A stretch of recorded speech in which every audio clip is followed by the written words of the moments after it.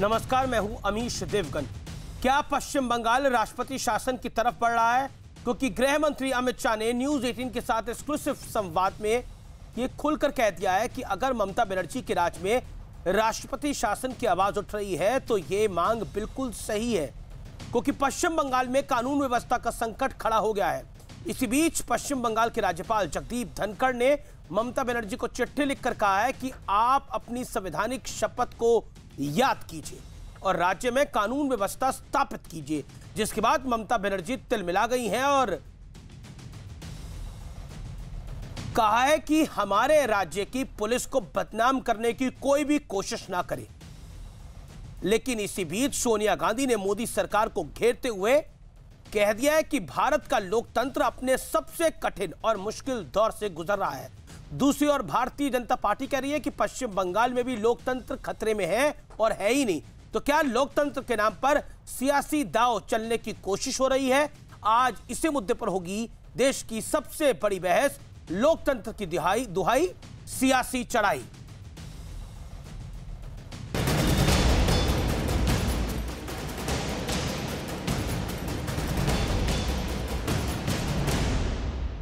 आपके साथी जो हैं, जो कि बंगाल को देखते हैं या बंगाल में हैं, जैसे कि कैलाश विजयवर्गीय, बाबुल सुप्रियो, इन्होंने ये तक मांग की है कि वहाँ पे प्रेसिडेंट रूल लगाना चाहिए। आपकी इस पे क्या राय है? देखिए, तो पॉलिटिकल पार्टी के नेता है, स्थिति इतनी गंभीर है कि मांग करे वो उनकी जगह पे वाजिब है। जहाँ तक भारत सरकार का सवाल है, हमें संविधान के हिसाब से देखना है, गवर्नर साहब की रिपोर्ट क्या आती है, स्थिति क्या होती है, वो देखकर निर्णय होता है। परंतु भारतीय जनता पार्टी के नेता जो मांग कर रहे हैं, मैं मानता हूं कि स्थिति सच अर्थ में वहां पर गंभीर है। तो क्या पश्चिम बंगाल राष्ट्रपति शासन की तरफ बढ़ रहा है? न्यूज 18 को दिया एक्सक्लूसिव इंटरव्यू में गृह मंत्री अमित शाह ने यह बयान दिया, जिस पर सियासी बवाल मच गया है। तिलमिलाई ममता बनर्जी ने पलटवार करते हुए कहा कि बंगाल की पुलिस को बदनाम करने की कोशिश हो रही है। अगर किसी की मौत टीवी से भी होती है तो ये लोग पश्चिम बंगाल में कानून व्यवस्था पर उंगली उठाएंगे और कहेंगे कि मौत हिंसा के चलते हुई है। शासक तो दिल्ली लोगों बदनाम करा ব্যাপারটা যায় না। টিভিতে মারা গেল বলে পশ্চিমবঙ্গ লড়ে লড়ে পা রাজনৈতিক কোন সত্য নেই, কিসের জন্য টিভিতে মারা গেল সেটা কি বন্ধ করে মারা। इसी बीच पश्चिम बंगाल के राज्यपाल जगदीप धनखड़ ने बंगाल पुलिस को राजनीतिक रूप से प्रेरित बता दिया। राज्यपाल धनखड़ ने ममता बनर्जी को कानून व्यवस्था पर चिट्ठी लिखी और कहा कि अपनी संवैधानिक शपथ याद कीजिए, राज्य में कानून व्यवस्था स्थापित कीजिए। यह चिट्ठी एक बीजेपी कार्यकर्ता की पुलिस हिरासत में मौत को लेकर लिखी गई। मैं माननीय मुख्यमंत्री से हाथ जोड़कर अनुरोध करूंगा, ये खून का खेल बंद होना चाहिए। ये राजनीति नहीं है, ये अराजकता है। उधर बीजेपी अध्यक्ष जेपी नड्डा भी बंगाल कूच कर चुके हैं, जहां वो राज्य के सभी 6 जोन की यात्रा करने वाले हैं। बंगाल में अगले साल विधानसभा चुनाव होना है। मूल नीति है मोदी जी की, सबका साथ, सबका विकास। अब दूसरी ओर क्या है?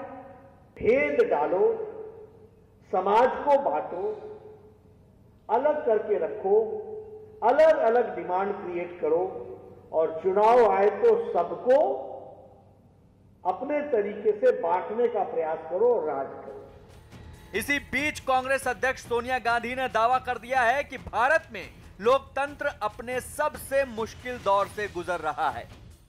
आज देश का लोकतंत्र सबसे कठिन दौर से गुजर रहा है। देश में पीड़ित परिवारों की आवाज को दबाया जा रहा है।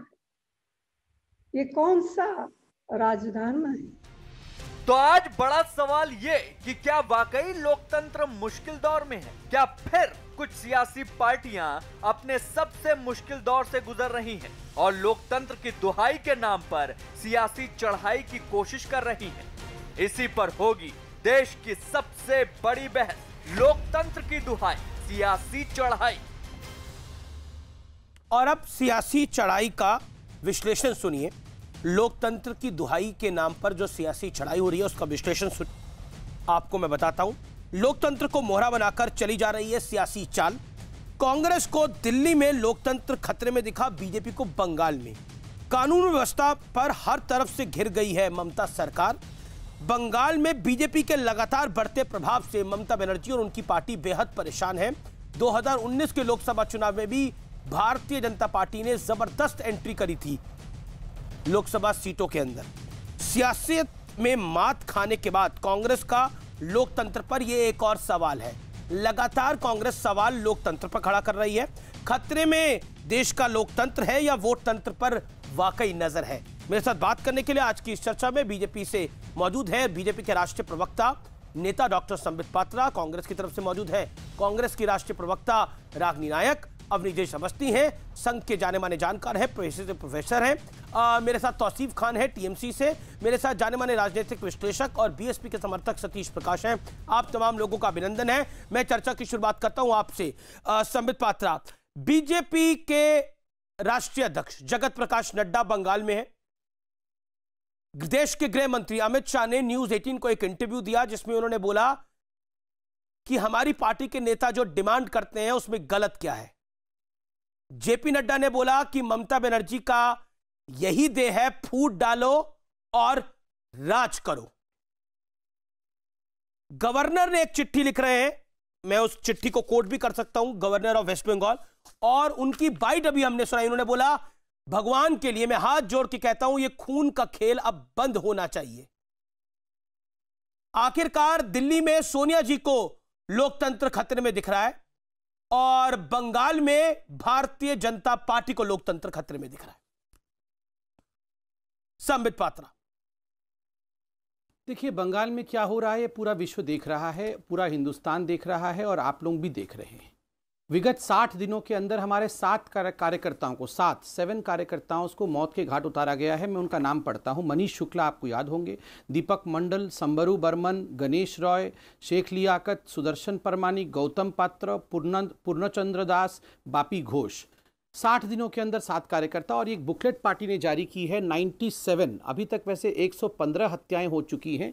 ये 2008-18 में जारी हुई थी ये बुकलेट। 97 हमारे कार्यकर्ता मारे गए थे। आप याद करिए, आपके चैनल ने एक 2018 के बंगाल के पंचायत के चुनाव के समय एक वीडियो जारी किया था। एक ही दिन में 13 कार्यकर्ताओं को, और केवल भारतीय जनता पार्टी के कार्यकर्ता नहीं थे, कांग्रेस के भी कार्यकर्ता थे, 13 कार्यकर्ताओं को एक ही दिन में मौत के घाट में उतारा गया। और किस प्रकार बंगाल के एमएलए खुद बैलॉट बॉक्स, क्योंकि ग्राम पंचायत के चुनाव बैलॉट बॉक्स के माध्यम से होते हैं, बैलॉट बॉक्सेस में आग लगा रहे थे। और तो और दुखद विषय यह है कि कल जिस प्रकार से बयान आया आदरणीय अमित शाह जी के इंटरव्यू के बाद, और डेरेक ओब्रायन ने कहा कि अगर कैंसर से भी और टीबी से लोग मर जाते हैं उनको पॉलिटिकल मर्डर कहा जाता है। ये जो नाम मैंने अभी पढ़े, जो 7 नाम, ये मनीष शुक्ला के विषय में डिबेट हुआ आपके चैनल पे, वो कैंसर से मरा या वो टीबी से मरा या उसको गोली मार के मारी गई। अभिषेक बनर्जी का एक ट्वीट आया, दीपक मंडल ये कैंसर से मरा। संबित अभिषेक बनर्जी का एक ट्वीट आया, मैं उनके ट्वीट को कोट कर देता हूं। अभिषेक बनर्जी ने कहा है कि ये तानाशाह है और इनको कुछ नहीं पता। इन्होंने बोला बम बनाने की फैक्ट्रियां हैं, माइग्रेंट का डाटा को रिक किया जाता है। यह कहना है अभिषेक बनर्जी का। थोड़ी देर पहले का ट्वीट है जो चला रहे हैं हम। जवाब इसके ऊपर नहीं, अभिषेक बनर्जी कुछ भी नहीं, अभिषेक कुछ भी ट्वीट करे वो महत्वपूर्ण नहीं है। डेड बॉडीज हमारे कार्यकर्ता के, ये सत्य की डेड बॉडी है या झूठी मूठी डेड बॉडी है? ये लोग झूठ में मरे हुए पड़े हुए हैं या सच में इनका दाह संस्कार हुआ है? इसका तो कोई उत्तर देगा ना। आप याद करिए, मनीष शुक्ला ने एक वीडियो जारी की थी कि मेरे जान के ऊपर खतरा है, मुझे मार दिया जाएगा, मेरे खिलाफ षड्यंत्र रच रही है टीएमसी। उसके बावजूद उसके मौत के बाद कोई हो हल्ला नहीं है, कोई आवाज नहीं उठाई जा रही है। आप ही के डिबेट में बैठा था एक सरदार बलविंदर सिंह के पगड़ी को, वो बॉडीगार्ड था, वो कोई पॉलिटिकल कर्मी नहीं था, किसी पॉलिटिकल पार्टी का व्यक्ति नहीं था। देखा था, एक बॉडीगार्ड को उसके पगड़ी को उखाड़ के बाहर फेंक दिया गया। नहीं, एक पगड़ी, आप सरदार के पगड़ी को उखाड़ के फेंक देते और वो लोकतंत्र की हत्या नहीं होती है। और जहां तक सोनिया जी के विषय में आपने पूछा, देखिए पहले आप एक फैक्ट चेक करवाइए। मैंने अभी ट्वीट किया है कि ये जो सोनिया जी का वीडियो है इसको फैक्ट चेक कराने की आवश्यकता है कि ये आज की वीडियो है या 2013-14 की वीडियो है, क्योंकि 2013 में जब प्रधानमंत्री नरेंद्र मोदी जी को पीएम कैंडिडेट घोषित किया गया, तब से उसी स्थान पे, उसी लहजे में और उसी पीस ऑफ पेपर को देख के वो पढ़ती हैं कि भारत में लोकतंत्र खतरे में आ गया है, सब कुछ बर्बाद हो गया है, पीएम मोदी डिक्टेटर हो गए हैं। ये तो 3 लाइन वो हर दिन से बोल रही हैं, 2014 से वो हर दिन बोल रही हैं। आप पहले ये पता लगाइए वो एक ही वीडियो है या मल्टीपल वीडियोज है, उसके बाद मैं जवाब देता हूं। ठीक है, आपने सोनिया गांधी जी के विषय में आखिर में बोला, तो मैं पहले रागिनी से जवाब ले लेता हूं, फिर मैं तौसीफ खान के पास चलूंगा। रागिनी जी, आपका मैं रुख करता हूं और मेरा सवाल बहुत सीधा है। आखिरकार क्या आपको लगता है कि अपनी सियासी लड़ाई के लिए आपको लोकतंत्र की दुहाई देनी पड़ती है? क्योंकि लोकतंत्र की दुहाई दे देकर आपको लगता है कि पिछले 6 साल निकल गए हैं, तो आने वाले 4 साल भी निकल जाएंगे। अमीश जी, देखिए, लोकतंत्र एक बहुत ही विशेष शब्द है और इसके महत्व को समझना बहुत जरूरी है। लोकतंत्र में पहले लोक आता है, फिर तंत्र आता है, जिसका अर्थात यह है कि सरकार का जितना तंत्र है, सरकार का जितना तामझाम है, वो दोयम है, पहले जनता जनार्दन है। और इसी लोकतंत्र में जब नागरिक अधिकारों को चंद उद्योगपतियों की मुट्ठी में सौंप दिया जाए, जब गवर्नर सरकारी जुबान बोलने लगे और सरकार के मुखपत्र बन जाएं, जब चुनी हुई सरकारों को सियासत का मोहरा बनाया जाए, खरीद फरोख्त करके गिराने की साजिश रची जाए, जब संवैधानिक संस्थाओं की स्वायत्तता कठपुतली बन जाए, जब देश की अर्थव्यवस्था 24% का गोता लगाए, जब बलात्कारियों का संरक्षण हो और पीड़िता को दोषी ठहराया जाए, जब देश का अन्नदाता यानी कि किसान, यानी कि खेतारी करता हुआ मजदूर, उनके पेट पर लात मारने का काम किया जाए और लगातार हो रहे अतिक्रमण से भारत माता को खून के आंसू रुलाया जाए, तब मुझे लगता है कि यह कहना बिल्कुल मुनासिब होगा कि लोकतंत्र अपने सबसे खतरनाक दौर से गुजर रहा है। और मुझे लगता है भारतीय जनता पार्टी के प्रवक्ता ने सही बात कही, क्योंकि मुद्दे ये सभी 2014 से शुरू हुए हैं और कांग्रेस पार्टी की सर्वोच्च नेता सोनिया गांधी जी लगातार विपक्ष की भूमिका को दुरुस्त करते हुए इन मुद्दों को जमीनी स्तर पर उठाने का काम कर रही हैं। तो उन्हें तो लगेगा कि ये मुद्दे दोहराए जा रहे हैं, क्योंकि असल में वो टीवी डिबेट जब करने आते हैं तब लफाजी करते हैं, पर उसके बाद उनके कानों पर जू नहीं रेंगती। और जहां तक बात आप कह रहे हैं इमरजेंसी लगाने की और उसे जायज ठहराया जा रहा है, तो मैं पूछना चाहती हूं कि संबित पात्रा जी को क्या ये मालूम है कि बिहार में 2020 में ही 2500 मर्डर हो चुके हैं, कि बिहार में महिलाओं के खिलाफ अपराध 35% बढ़ चुका है पिछले 5 सालों में। उत्तर प्रदेश की बात करें तो महिलाओं के खिलाफ अपराध के 60,000 केसेस बचे हुए हैं। हाथरस ने इस देश की आत्मा को झकझोर दिया, वहां पर पुलिस का क्या रवैया रहा, यह अमित शाह जी को नजर नहीं आता, क्योंकि प्रतिशोध की राजनीति करनी है। और याद करिएगा अमित जी, एक रिपोर्ट आपने और भी दिखाई थी, एक रिपोर्ट का जिक्र मैं भी कर देती हूं। एक बार एक पुल गिरा था बंगाल में, जिसे मोदी जी ने कहा था कि ये भगवान का संदेश है, सुन लो, पुल गिरा है, अब ममता बनर्जी की सरकार गिरेगी। पिछले चुनाव की बात है। और किसको सांप सूंघा? मोदी जी को।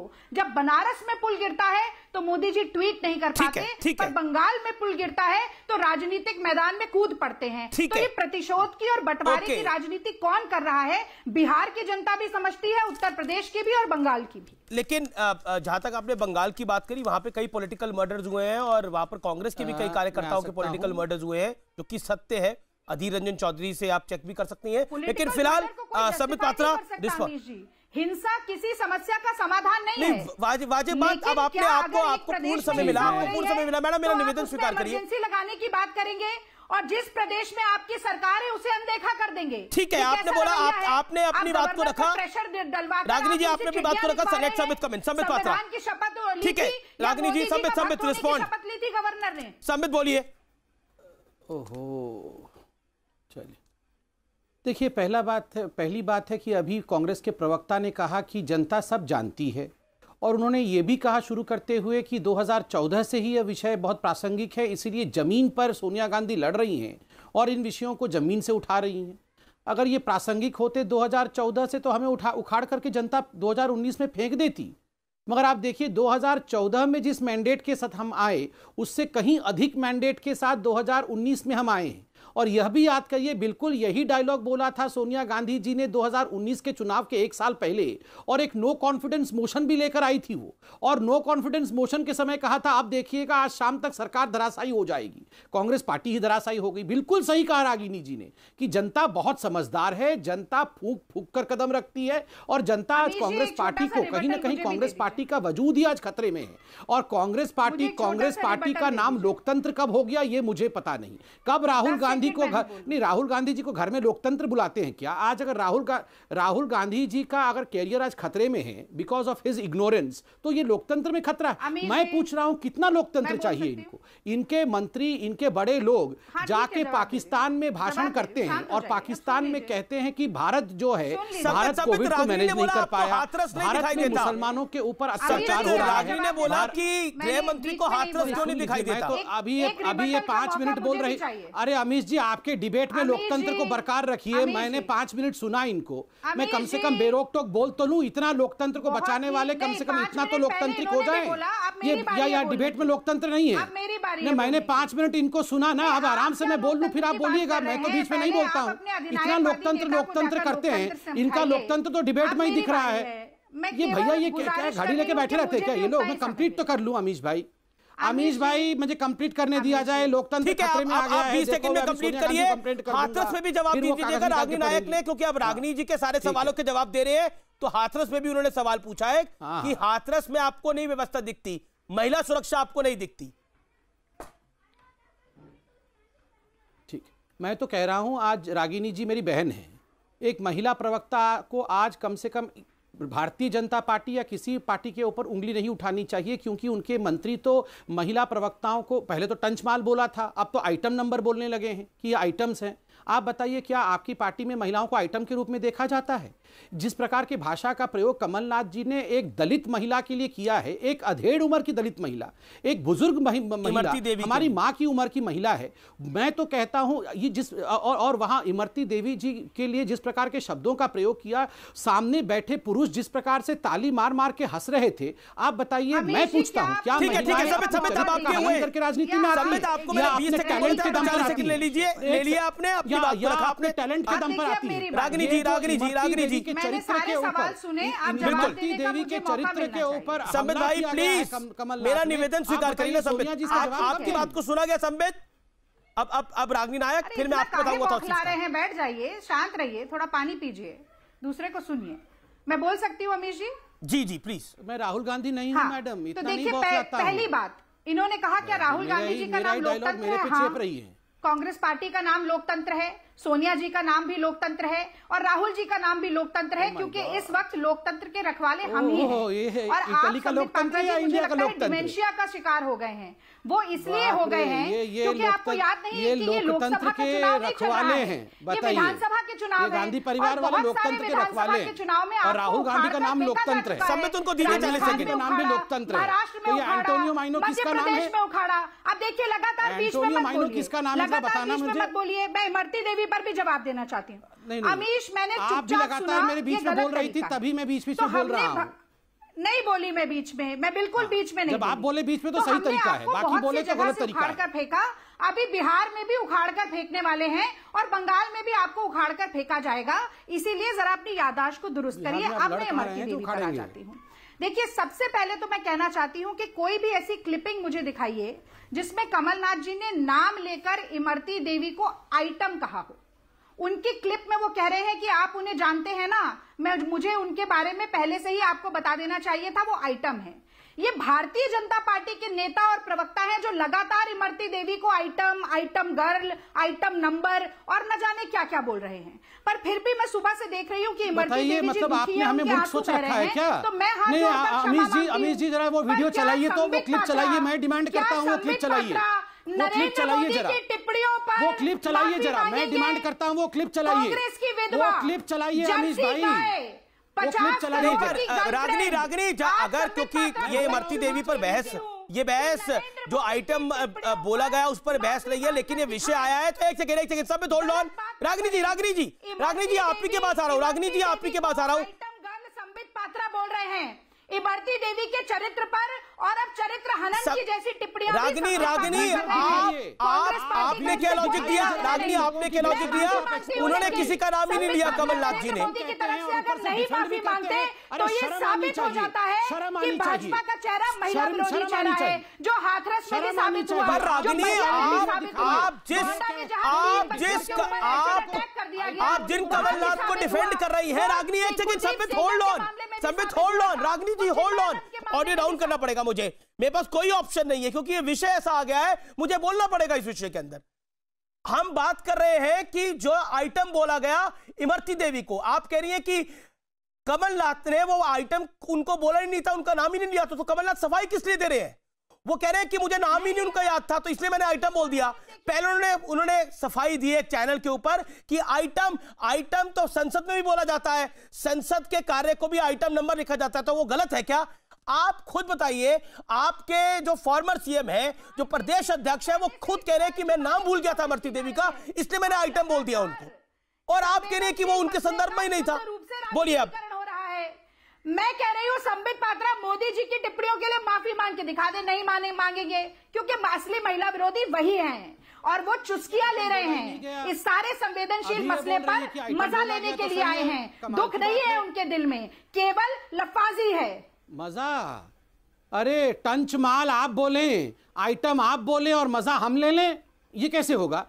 पंचमाल भी तो आप ही ने बोला था ना, आपके प्रधानमंत्री और आइटम भी आप ही ने बोला। कांग्रेस की हम मजा लेने आए थे, 50 करोड़ की गर्लफ्रेंड मैं हिंदुस्तान के तमाम दलित बहनों को कहना चाहूंगा और माताओं को कहना चाहूंगा, एक दलित माता के ऊपर जिस प्रकार के शब्द का प्रयोग कांग्रेस पार्टी ने किया है कि चरित्र का हनन करा के दलित राजनीति में आते हैं, मुझे लगता है प्रत्येक दलित को इसके खिलाफ आवाज उठानी चाहिए और प्रत्येक दलित महिला को इसके खिलाफ सोनिया गांधी से जवाब बड़ी खबर जो मैं आपको बता रहा था वो अब ऑफिशियल है। कमलनाथ का ऑफिशियल बयान आ गया है, बयान पर कमलनाथ की सफाई आई है। उन्होंने बोला है कि मेरे को नाम नहीं पता था, इस वजह से मैंने इमरती देवी को आइटम बुला दिया। नाम ना मालूम होने की दलील देकर यह बात कही। बीजेपी मुद्दे को भटका रही है और बीजेपी सियासत कर रही है, बीजेपी घड़ियाली आंसू बहा रही है, यह कमलनाथ ने कहा है। मैं ये क्योंकि मेरा विषय नहीं है, क्विकली रागिनी नायक, अब तो ऑफिशियली कमलनाथ जी का बयान आया है, 10 सेकंड में इस पर रिस्पॉन्ड आपका। नाम ना मालूम होने की वजह से उन्होंने आइटम कहा, उन्होंने इमरती देवी को ही आइटम कहा, यह खुद कमलनाथ ने स्वीकार किया। आप मैं अपनी बात को फिर से दोहराती हूं, नाम लेकर आइटम उन्होंने किसी को नहीं कहा।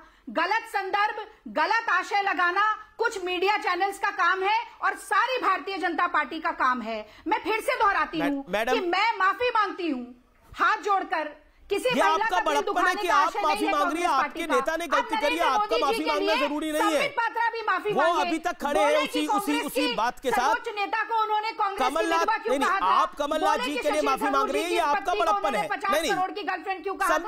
एक सेकंड, लेकिन वहां पर स्थानीय विधायक तो वही थी ना, इमरती देवी। कवर फाड़ देने का काम करेंगे, ठीक है, बाइट स्थानीय विधायक तो इमरती देवी थी, 3 बार की विधायक वही है, इसीलिए उन्हीं के बारे में बोला गया ना। बाइट को प्ले करता हूं मैं, सुन लेते हैं बाइट एक बारी। अरे आप बोलिए ना, संबित मेरे से ज्यादा पहचानते बाइट को। सुरेश राजे जी हमारे उम्मीदवार हैं, सरल स्वभाव के, सीधे साधे हैं, ये तो करेंगे।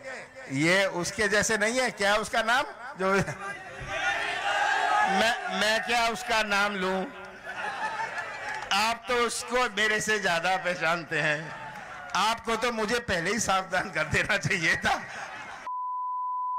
वो हम बीप कर रहे हैं, जो लास्ट के 2 शब्द बोले गए, एक शब्द आइटम है और एक और उन्होंने शब्द बोला, वो हम बीप कर रहे हैं। लेकिन इंटरेस्टिंग बात इसमें यह है कि जब कमलनाथ कह रहे थे कि मैं क्या उसका नाम लूं, तो पब्लिक ने इमरती देवी का नाम लिया। कमलनाथ मुस्कुराए और फिर बोला मैं क्या इसका नाम लूं।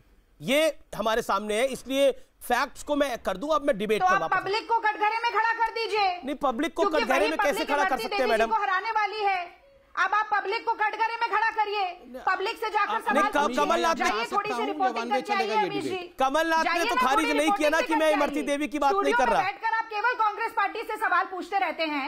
मैंने कहा कि नरेंद्र मोदी जी से भी तो पूछ लीजिए एक बारी। अमीश भाई, अब मैं आ सकता हूं या वन वे ट्रैफिक चलने वाला है? संबित पात्रा, क्योंकि आपने महिलाओं की बात करी तो फिर 50 करोड़ की गर्लफ्रेंड की बात भी आएगी, 50 करोड़ की गर्लफ्रेंड की भी बात आएगी। बोलिए संबित पात्रा। के लिए कितनी माफी मांगी, कितनी माफी मांगी ठीक है। आज का विषय जो है ना रागिनी जी, आज का विषय लोकतंत्र है। ये इमरती देवी आज का विषय नहीं था, फिर भी क्योंकि 5 मिनट इसमें बहस हो गई है। संबित पात्रा जवाब दे दीजिए। क्लिपिंग बार-बार दिखा रहे हैं। नहीं, आपके सामने डिबेट के अंदर हुआ, आपके सामने डिबेट के अंदर हुआ। संबित बोलिए। अमीश भाई, आप इतने बैकफुट पे क्यों रहते हो? संबित बोलिए। क्यों आप जवाब दे रहे हैं भाजपा की तरफ से? मैं कैसे बोलूं बताइए? आप नॉन स्टॉप ये चिल्लाती रहेंगे। आप मेरा आवाज तो कम कर दे रहे हैं, इनकी आवाज को क्यों नहीं कम कर पाते? संबित पात्रा मेरे बीच में बोल रहे हैं तो मैं भी बीच में बोलूंगी, क्योंकि ये यही करते हैं। नहीं, चलिए अमीश भाई, आप डिबेट करिए। आप अमीश भाई, मैंने कहा रहा रागिनी नायक के साथ डिबेट में नहीं आना है। मुझे कर्टियस लोगों के साथ डिबेट में बुलाया करें। नॉन स्टॉप जो लोग चिल्लाते हैं उनके साथ डिबेट में नहीं आना है, इसका आप ध्यान रखा करें। बिल्कुल आप नहीं, बिल्कुल नहीं आएंगे। कोई शौक नहीं है, कोई शौक नहीं है आपके साथ डिबेट में आने का। जिन लोगों को तमीज ही नहीं है बोलने का, उनके साथ डिबेट में नहीं आना चाहिए। बिल्कुल अमीश भाई, आप कंट्रोल कर सकते हैं। रागिनी, आप उनको 20 सेकंड मौका देना। आपने सवाल पूछा ना, आपने नरेंद्र मोदी जी के बारे में सवाल पूछा ना। अब आपने जब प्रधानमंत्री के बारे में सवाल पूछा तो जवाब सुन ले। शांत रहिए, 1 सेकंड रुकिए। आप इनको पता होता है ना डिबेट करने के लिए। ठीक है रागिनी, आपको जाना है, आप जाइए। रागिनी ना आप डिसाइड करेंगी ना वो डिसाइड करेंगे। Ragini please hold on. Ragini, my humble request, मेरा निवेदन स्वीकार करिए। संबित बोलिए। आप करना है तो हम बैठ के तमीज से डिबेट करेंगे। संबित बोलिए। मेरे को तौसीफ खान की बात पे लड़ने वाले लोग हो चुके हैं, बहस को शुरू हुए। अरे बताइए, मतलब आप बेशर्मी के हद को देखिए। यहां पर डिफेंड किया जा रहा है, एक महिला को आइटम बोल के बोल रही हैं कि पब्लिक ने आइटम कहा है तो मेरी गलती क्या है? आप रिपोर्टिंग करने जाइए और पब्लिक से पूछिए।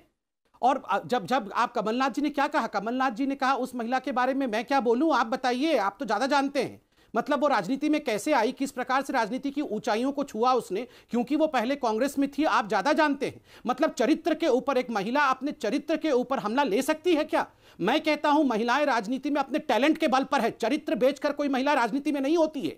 और यहां एक दलित महिला के चरित्र के ऊपर उंगली उठाया गया है। मायावती हमारी विरोधी हैं, मगर आज मायावती जी ने भी इसका खंडन किया है। वो एक दलित महिला के दुख को उन्होंने भी समझा है, उन्होंने भी कहा है कि इस प्रकार नहीं चलेगा। मैं पूछता हूं, महिलाएं किसी भी फील्ड में हो, इस प्रकार की सेक्सिस्ट कमेंट, और उसको एक महिला प्रवक्ता बैठ के बोल रही है कि बिल्कुल ठीक बोला क्योंकि जनता ने बोला। 50 करोड़ की गर्लफ्रेंड पे संबित आप क्या कहते हैं? 50 करोड़ की गर्लफ्रेंड पर आप क्या कहते हैं? अगर पब्लिक सोनिया जी को और प्रियंका जी को इसी नाम से पुकार दे तो क्या होगा? मैं पूछता हूं, अगर पब्लिक सोनिया जी को और प्रियंका जी को इसी नाम से पुकार दे तो ये उछल जाएंगी सीट पे। अभी बेशर्मी की हद होती है। मैं जवाब देती हूँ। देखिए, बेशर्मी आप क्या पूछ रही हैं? आप पहले हाथ जोड़ के माफी मांगिए। आपने जो डिफेंड किया है, आपने खुद इमरती देवी को आइटम कहा है यहाँ पे, आपने डिफेंड किया है। अरे माफी मांगिए। एक महिला हो के इस प्रकार की खराब बातें करती हैं। आप एक महिला है, आपने कहा कि पब्लिक ने आइटम बुलाया। अरे पब्लिक ने आइटम बुलाया उसे, आप पब्लिक के पीछे खड़े होकर आप डिफेंड कर रही हैं कमलनाथ जी को। अरे शर्म आना चाहिए, जब ADG law and order Uttar Pradesh के कहते हैं कि हाथरस की बिटिया का बलात्कार नहीं हुआ, ये बेशर्मी की हद होती है। बेशर्मी की हद होती है। 20 सेकंड साथ हो जाइए। संबित पात्रा नरेंद्र मोदी के लिए माफी नहीं मांगते जब उनकी टिप्पणी आती है 50 करोड़ की गर्लफ्रेंड और कांग्रेस की विधवा, वो बेशर्मी की हद होती है। मैंने क्षमा मांगी। क्षमा मांगना बेशर्मी नहीं होती संबित पात्रा। क्षमा मांगने से आदमी छोटा नहीं होता है। इमरती देवी से माफी मांगे, इमरती देवी से सोनिया जी माफी मांगे, दलितों से माफी मांगे सोनिया जी। मैं सोनिया जी से कहता हूं, सोनिया जी, मैं आप दोनों को ऑडियो डाउन कर रहा हूं क्योंकि मेरा विषय ये नहीं है। मेरा आप दोनों से निवेदन है, प्लीज। तौसीफ खान, बंगाल पर जो अमित शाह ने इंटरव्यू दिया, जो बंगाल पर उनका बयान आया, उसके बाद पलटवार भी हुआ। डेरेक ओब्रायन ने कुछ देर पहले जेपी नड्डा पे भी वार किया है। लेकिन मैं आपसे जानना चाहता हूं, क्या पॉलिटिकल किलिंग्स लोकतंत्र में जायज है? क्योंकि बड़ी लोकतंत्र की दुहाई दी जा रही है हर तरफ से। तौसीफ जी। नहीं, देखिए, पॉलिटिकल किलिंग तो लोकतंत्र में होना नहीं चाहिए, लेकिन डेड बॉडीज के ऊपर में, शव के ऊपर में राजनीति भी नहीं होना चाहिए। और ये संबित पात्रा जैसे लोग और ये बीजेपी के जितने नेता हैं ये शव गिनते हैं, डेड बॉडीज गिनते हैं और उस पर राजनीति करते हैं। ये यही कर रहे थे। और क्या कर रहे थे? ये बता रहे हैं कि हमारे इतने लोग मारे गए, हमारे इतने लोग मारे गए। क्यों नहीं गिनेंगे? आंकड़ा दे रहे हैं तो आसिफ खान उनके लोग मारेंगे, वो लोग भी नहीं गिनेंगे। आप कह रहे हैं कि उनके कार्यकर्ता मारे जाए, वो अपने कार्यकर्ता भी ना गिने। ठीक है, आप ठीक है की बात नहीं है, इंसान मरा है। मैं कोई चींटी भी मर जाती है ना तो दुख होता है। आप कह रहे हैं कि ठीक है मरे हैं तो नहीं, आप पॉलिटिकल किलिंग्स अलाउड है क्या? आप एक जर्नलिस्ट हैं, सुनिए, आप एक जर्नलिस्ट हैं। संबित पात्रा एक इतने बड़े पार्टी के प्रवक्ता हैं, तो इन लोग जब कुछ बात बोलते हैं तो उसको डेटा से कॉन्क्रीट होना चाहिए ना जी। एनसीआरबी का डेटा बताइए, बैकअप है क्या? कि क्या एनसीआरबी का डेटा बोलता है कि कौन पार्टी का कितना लोग था? ये तो किसी को भी कह देते। मैं उदाहरण देता हूं, लास्ट ईयर मुर्शिदाबाद में एक बहुत दर्दनाक हादसा हुआ। व्यक्ति को उसको परिवार के साथ मार दिया गया। उसको इन लोगों ने, बीजेपी वालों ने कहना यह शुरू कर दिया कि वो आरएसएस के लोग हैं। इन्वेस्टिगेशन हुआ, इन्वेस्टिगेशन में ये पता चला कि दूर-दूर तक एक सेकंड रुकिए, आप डेटा की बात कर रहे हैं। I want to quote West Bengal governor's letter right now. You are talking about data. You are my friend, my dear friend Tausif Khan. You are talking about data.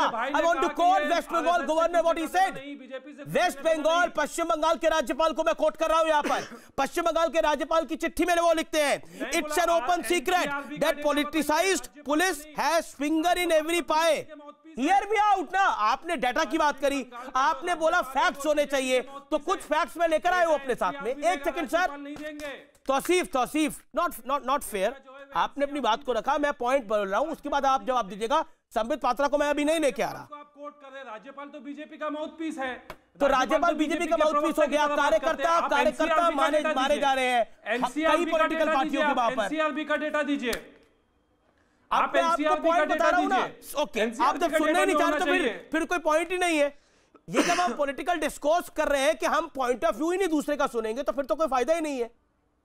तो Asif, what point of view कौन नहीं सुनता? What governor road ना, तो governor को तो आपको सुनना पड़ेगा ना। आप उससे एग्री करें ना डिसएग्री करें भाई, ये लोकतंत्र है देश के अंदर। जिस लोकतंत्र की आप दुहाई दिल्ली में देते हैं, जिस लोकतंत्र की दुहाई डेरेक ओब्रायन हाथरस में जाके दे रहे थे, उसी लोकतंत्र की दुहाई है। Governor is part of democracy, governor लोकतंत्र का पार्ट है। गवर्नर ने क्या चिट्ठी में लिखा है मुझे व्यूअर्स को बताना पड़ेगा। रुकिए आप, उन्होंने लिखा it's an open secret that politicized police has finger in every pie of governance, the facet of police state. Another point, Madam Chief Minister, ये हाई टाइम है कि आप अपनी कॉन्स्टिट्यूशनल ओथ और रूल ऑफ लॉ को ensure करिए और एक डेमोक्रेटिक गवर्नेंस करिए in the state. Make police and administration politically neutral, यानी पुलिस और एडमिनिस्ट्रेशन पॉलिटिकली न्यूट्रल नहीं है वहां पर। ये बहुत बड़ा आरोप है। ये हाल फिलहाल के अंदर, क्या इतिहास के अंदर किसी गवर्नर ने किसी सरकार पे नहीं लगाया। कितनी भी लड़ाई झगड़े हुए गवर्नर और मुख्यमंत्रियों के बीच में। रोमेश भंडारी ने भी जब बीजेपी की सरकार को बर्खास्त किया था, जब अटल बिहारी वाजपेयी धरने में बैठ गए थे, इस तरह का आरोप नहीं लगा था। इस तरह का आरोप नहीं लगा था। यहां पे आरोप लग रहा है कि पुलिस पॉलिटिकल संरक्षण दे रही है एक पॉलिटिकल पार्टी को। क्या बोलेंगे? जानती है कि पॉलिटिकली न्यूट्रल है ही नहीं हमारे राज्यपाल। हमारे जो बंगाल के जो गवर्नर हैं वो क्या पॉलिटिकली न्यूट्रल है? संविधान उनको कहता है कि आप पॉलिटिकली न्यूट्रल नहीं है। संबित पात्रा को लेके आइए। संबित पात्रा, लेकिन गवर्नर जो है वो सिर्फ पॉलिटिकल स्टेटमेंट ही देते हैं। ओके, वो संविधान के दायरे के बाहर निकल करके धमकी देते हैं और पॉलिटिकल स्टेटमेंट देते हैं। Sambit Patra, late me gate Sambit Patra, Sambit Patra मेरे जो ये शब्द कोट करे, ये प्रवक्ता की तरह बात करते हैं। गवर्नर ऑफ वेस्ट बंगाल कोई बात नहीं कहते, एनसीआरबी का डेटा नहीं देते। जगदीप धनखड़ के हैं जो खुद बहुत बड़े वकील भी रह चुके हैं। संबित पात्रा, आखिरकार यहां बोला जा रहा है कि ये गवर्नर खुद पॉलिटिकल लाइन टो कर रहे हैं। हाल ही में भगत सिंह कोश्यारी ने भी एक पॉलिटिकल लाइन टो कर ली थी महाराष्ट्र 2018 में। आपको याद है त्रिलोचन महतो नामक एक कार्यकर्ता बीजेपी का, त्रिलोचन महतो नामक एक कार्यकर्ता को ऊपर से लटका दिया गया था और उसके पूरे बॉडी में पेंट से लिख दिया गया था, 17 साल का था वो, कि अगर तुम बीजेपी के लिए काम करोगे, बीजेपी के बूथ में बैठोगे तो यही हश्र होने वाला है। उस समय धनखड़ जी गवर्नर नहीं थे। दुलाल चंद को याद करिए किस प्रकार से लटका के मार दिया गया। अभी हाल फिलहाल में एक एमएलए को लटका के मार दिया गया। आप सबने ये देखा। गवर्नर इस रिपोर्ट को भी ना दे, हम इस पे वो बोल, अभी कांग्रेस के ये टीएमसी के प्रवक्ता बोल रहे थे कि भारतीय जनता पार्टी शव पे राजनीति करती है। अरे आप तो हर जगह चले जाते हैं, एक राज्य से दूसरे राज्य जाते हैं।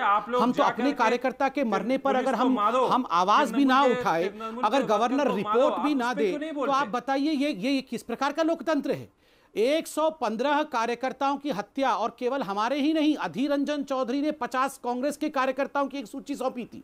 अधीर रंजन चौधरी भी झूठे हैं। चलिए, आप हमारे साथ आपका बनता नहीं है, आप कहते हैं हम आपके राजनीतिक ओपोनेंट हैं। अधीर रंजन चौधरी बंगाल के अध्यक्ष हैं, उन्होंने गृह मंत्री को जाके 50 कांग्रेस के कार्यकर्ताओं की डेड बॉडीज की जो सूची है वो सौंपी थी। किस किस को मारोगे? ये मार मार के राजनीति करोगे आप? खून की होली खेलोगे आप? और आप कहते हैं कि लोकतंत्र खतरे में है। मालदा में क्या हुआ था? 3 लाख मुसलमानों का जिस प्रकार से मालदा के सड़कों पर नंगा नाच हुआ था, उसके बाद ममता बनर्जी ने कहा था ये तो बीएसएफ वाले गुंडे हैं, ये तो बीएसएफ वाले गुंडे हैं। आप बताइए, रोहिंग्या के लिए आप आंसू बहाते हैं, बांग्लादेशियों के लिए रोने वाले हिंदुस्तानियों को मौत के घाट उतारते हैं। आपको शर्म आती है या नहीं आती है?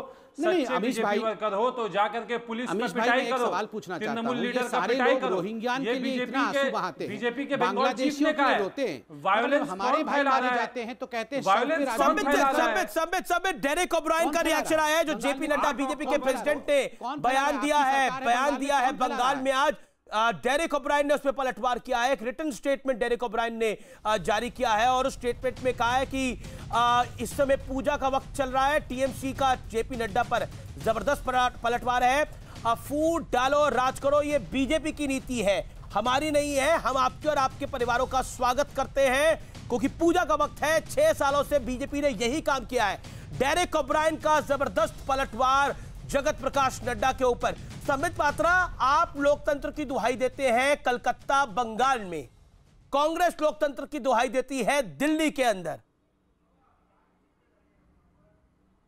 संबित, देखिए, पहली बात तो है डेरेक ओब्रायन की बातों पे मैं बता दूं, पूजा के विषय में डेरेक ओब्रायन और टीएमसी बात कर रही है। वही दुर्गा पूजो, जिस दुर्गा पूजो के लिए आप याद करिए, इसी टीएमसी ने विजयदशमी के दिन, दशहरे के दिन उन्होंने विसर्जन तक बंद करा दिया था, ये कहकर कि मुहर्रम है। ये तो शुक्र है कलकत्ता हाईकोर्ट का कि कलकत्ता हाईकोर्ट ने 2 बार इस प्रकार हुआ, 2 बार फटकार लगाया ममता बनर्जी को। अंततोगत्वा मां दुर्गा के मूर्ति को विसर्जन के लिए अनुमति देनी पड़ी ममता बनर्जी को। सरस्वती पूजा बंद करा दिया, सरस्वती पूजा नहीं होगा, काली मूर्ति तोड़े जा रहे हैं। ये यहां पूजा की बात कर रहे हैं। और ठीक है, okay, let me get Tauseef Khan from TMC. Okay, Tauseef respond का मतलब लोग Tauseef respond to Sambit Patra, then Abhijay Awasthi waiting from 33 minutes. Patra ji, देखिए, पात्रा जी का जो याददाश्त है कभी कभी खो जाता है, क्योंकि वो बहुत सारे विषय को अपने जबान में रटाए आकर के कुछ भी आकर के टीवी में कह देते हैं। बंद करा देना और डेट को चेंज करना, दोनों में अंतर होता है। कोर्ट की अनुमति के साथ किसी काम को करना और कानून के खिलाफ, जिसमें के एक लॉ एंड ऑर्डर सिचुएशन हो जाए, उस लॉ एंड ऑर्डर सिचुएशन को नजर में रखते हुए प्लान बनाना, ये दोनों में फर्क होता है। प्लीज मेरी संबित पात्रा जी ये नहीं समझेंगे, संबित निवेदन स्वीकार पात्रा जी ये नहीं समझेंगे, क्योंकि संबित पात्रा जी उस पार्टी को बिलोंग करते हैं। इस देश में लोकतंत्र के नाम पर बहुत कुछ होता है, लेकिन सियासी लड़ाई भी लोकतंत्र के नाम पर ही चली जाती है और पॉलिटिकल पार्टियों को अपना गेम प्लान भी लोकतंत्र के हिसाब से बनाना पड़ता है। ये पूरा हक है। दिल्ली में अगर कांग्रेस परेशान है तो बंगाल में संघ और बीजेपी परेशान है।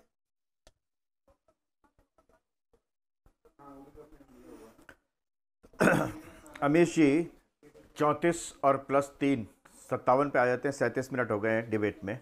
मैं एक बात बड़ी साफ सी कहता हूँ, मुझे दुख होता है जब कोई भी पॉलिटिकल पार्टी का प्रवक्ता अपनी गलत बातों को भी पार्टी की कोई बात नहीं, मैं सुन रहा था, ये भी मेरे लिए बात है कि गलत बात को कभी सही साबित करने की कोशिश नहीं करनी चाहिए। एक प्रवक्ता अगर ये कहती है कि आज उन्होंने इमरती देवी नहीं कहा, तो क्या कभी नरेंद्र मोदी ने नाम लेकर के 50 करोड़ की कहा था? आप अपने ही तर्क से हार जाते हैं। उन्होंने भी नाम नहीं लिया था। अगर यहाँ तर्क वो है तो वहां भी तर्क वही होगा। अवस्थी जी, बंगाल फिर अलग अलग तर्क नहीं होना चाहिए। लोकतंत्र के ऊपर रिएक्शन दे दे तो बेहतर है। आज का मुख्य मुद्दा ये नहीं है जी। मैं एग्जैक्टली ये कह रहा हूँ कि लोकतंत्र जिसको खतरे में दिखाई दे रहा है, अगर प्रधानमंत्री को 52 गालियां दी जाती हैं, शब्दकोश की कोई गाली बचती नहीं है, टेलीविजन पर रोज आकर के लोग सरकार और सरकार के मुखिया प्रधानमंत्री के खिलाफ बोलते हैं। कौन सी 52 गालियां दी गई हैं, जरा गिना दीजिए। इसके बावजूद आपको लोकतंत्र, अवस्थी जी जरा गिना दीजिए कौन सी 52 रागनी वो 40 सेकंड नहीं बोले, 34 मिनट के बाद आ रहे हैं, तो मुझे लगता है थोड़ा जिम्मेदार भी होगा। Not fair. बोलिए। मैं टेलीविजन पर वो गालियां नहीं सुनाना चाहता। मैं चाहता नहीं हूं कि मैं उन गालियों को दोहराऊं। मेरे पास अभी सभ्यता है कि मेरे देश के प्रधानमंत्री को गाली दी गई है, उसको मैं दोहराना शुरू करता हूं। सवाल महत्वपूर्ण बात यह है, कांग्रेस की विधवा 50 करोड़ की गर्लफ्रेंड के लिए माफी मांगे। रागिनी जी देखिए, रागिनी जी 40 मिनट हो गए, मुझे 1 मिनट बोल लेने दीजिए। आप 1 मिनट बोल लेने दीजिए। अभी तौसीफ खान ने कहा कि गवर्नर पॉलिटिकल है। अरे गवर्नर के ऊपर आप लगा सकते हैं पॉलिटिकल होने का, आप कोर्ट पर भी लगाएंगे। आप डाटा मांग रहे थे ना, मैं आपसे डाटा मांगता हूं तौसीफ खान कि कोलकाता हाई कोर्ट ने कितनी बार ममता बनर्जी की सरकार को फटकार लगाई। आपके पास तो डाटा होगा ना, आप तो टीएमसी के प्रवक्ता है, कितनी बार लगाई आपको बताइए आप। और जहां तक अमित शाह की बात है, गृह मंत्री ने कहा है कि हम संविधान के हिसाब से काम करेंगे। एक पार्टी की डिमांड अलग है, हम उसमें पूरी तरह संवैधानिक नियमों का पालन करेंगे। अगर ये कहते हैं तो इसके बाद लेकिन गवर्नर की भी चिट्ठी है ना, लेकिन बनर्जी जैसे लोग नहीं, अपनी जी अवस्थी गवर्नर की चिट्ठी है, गवर्नर की चिट्ठी है, अमित शाह का बयान है। गवर्नर राज्यपाल महामहिम राज्यपाल ने महामहिम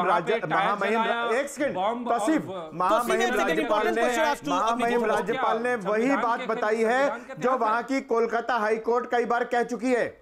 यह देश का अकेला प्रदेश है जहां पर नॉमिनेशन फाइल, जब कोविड नहीं था तब नॉमिनेशन फाइल भी ऑनलाइन करने की बात की कोर्ट ने, क्योंकि घर से बाहर कैंडिडेट नॉमिनेशन फाइल तक के लिए नहीं निकल सकता था, मार दिया जाता था। ऐसा लोकतंत्र चाहिए ना, वो तो लोकतंत्र है ना डेरेक ओब्रायन, जिसमें कैंडिडेट वोट मांगने की बात दूर नॉमिनेशन फाइल तक करना जा पाए। और जहां तक आपराधिक ये हुआ, ये सत्य है। ओके, आप सब बाकी सब में देखते हैं। जी सतीश प्रकाश को मैं लेके आता हूं चर्चा में, काफी देर से इंतजार कर रहे हैं। महिलाओं बंगाल पे रहते हैं तो सबसे ज्यादा केरल में है। सतीश प्रकाश, बंगाल के अंदर बीजेपी के कई दलित नेताओं को गोली से उड़ा दिया गया। क्या आपको लगता है ये लोकतंत्र के लिए खतरनाक नहीं है? एक सेकेंड, सतीश प्रकाश को आने दीजिए। सतीश जी बोलिए, और माफी चाहता हूं आपके पास भी काफी लेट आ रहा हूं। नहीं, देखिए किसी भी राजनीतिक दल का कोई भी व्यक्ति, कोई भी कार्यकर्ता अगर मारा जाता है तो निश्चित रूप से उसकी कहीं ना कहीं हमको निंदा ही करनी चाहिए। देखिए, दो चीजें हैं। जो पश्चिम बंगाल के जो राज्यपाल हैं, उनकी एक चिट्ठी को लेकर के यहां चर्चा है, लोकतंत्र को लेकर के। लेकिन आपको यह भी ध्यान रखना पड़ेगा कि देखिए, राज्यपाल का पद बड़ा महत्वपूर्ण पद है और उसकी बड़ी गरिमा भी है। लेकिन पिछले कुछ समय से जो राज्यपाल के पद के ऊपर कुछ राजनीतिक लोग बन के बैठे हैं, वो संविधान के संरक्षक कम और किसी राजनीतिक दलों के कार्यकर्ता के रूप में ज्यादा नजर आते हैं। अगर मैं पिछले 15 दिन की घटनाओं को आपको बता दूं तो अगर महाराष्ट्र के जो राज्यपाल है वही गोवा के राज्यपाल है, लेकिन जो महाराष्ट्र के राज्यपाल है उनको वहां मंदिर बंद नजर आते हैं, शराब खाने दिखाई देते हैं, उनको वो चीजें गुजरात में दिखाई नहीं देती। तो कहीं ना कहीं ये चीजें पश्चिम बंगाल में भी हैं। देखिए अमित जी, दो चीजों के ऊपर मैं बताऊंगा कि आखिर वो क्या हालात हैं। इन चीजों पे भी आपको ध्यान देना पड़ेगा कि बीजेपी बड़ी समझदार पार्टी है, इसमें कहीं कोई दो राय नहीं है, लेकिन मीडिया का उपयोग करना भी जानती है चुनाव प्रचार के समय में। देखिए ऐसे वो क्या हालात हैं कि बिहार में चुनाव समझदार होने से रोकता है भाई? चर्चा पश्चिम बंगाल जी, कमाल की बात है, बीजेपी समझदार पार्टी है, आपको कौन समझदार होने से रोकता है? मायावती जी का इंटरव्यू कराइए, मैं कल ही लखनऊ चले जाता हूँ, इंटरव्यू करके आ जाता हूँ।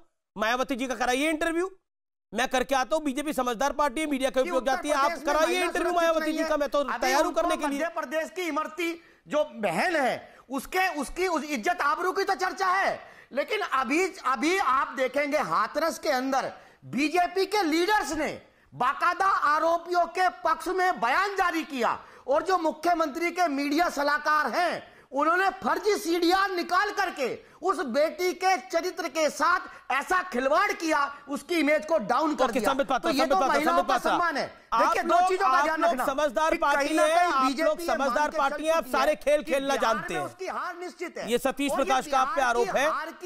और हार देखिए, आपने अपनी बात को रखा, इसीलिए मैं मजबूर किया जा रहा है। सतीश भाई बंगाल के ऊपर चर्चा कराइए। सतीश भाई, मैंने आपको नहीं टोका, आपने 1.5-2 मिनट बोला। अब संबित पात्रा पे कई सारे आरोप लगा दिए। 15 सेकंड सुन लीजिए संबित, गिन के 15 सेकंड। देखिए, इन्होंने कहा कि हम बहुत स्मार्ट हैं, हम सबका इस्तेमाल कर लेते हैं। ये तो कोई नई बात नहीं है, ये तो शुरू से कह रहे हैं कि ये सारा का सारा इलेक्शन जो है ईवीएम सब बिका हुआ है, ईवीएम खराब है। ये अरे तो भाई, स्मार्ट नहीं है, कमीशन भी खराब है। लंदन में बुर्का पहन के कतई सिंबल गए थे। ये फिर देखिए, ये देखिए, फिर ये शुरू हो गए हैं। अभी इन्होंने स्मार्ट कहा था, आप बताइए। अब ये बोल रहे हैं कि हम बेईमान। इन्होंने स्मार्ट शब्द कहा था, अब ये बेईमान बोल रहे हैं। अगर ये चुप हो जाए तो मैं बोल लूं। अमीश जी, अरे सतीश जी, अभी आपने तो बोला था स्मार्ट है। अमीश जी,